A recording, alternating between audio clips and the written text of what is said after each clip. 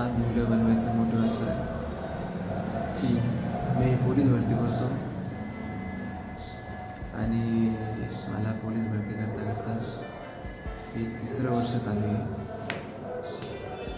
पहिल्या पोलीस भरतीत मी फक्त 2 मार्कांवर गेलो final मेरिटला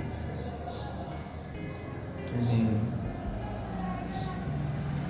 second police भरतीला ground qualified झालो.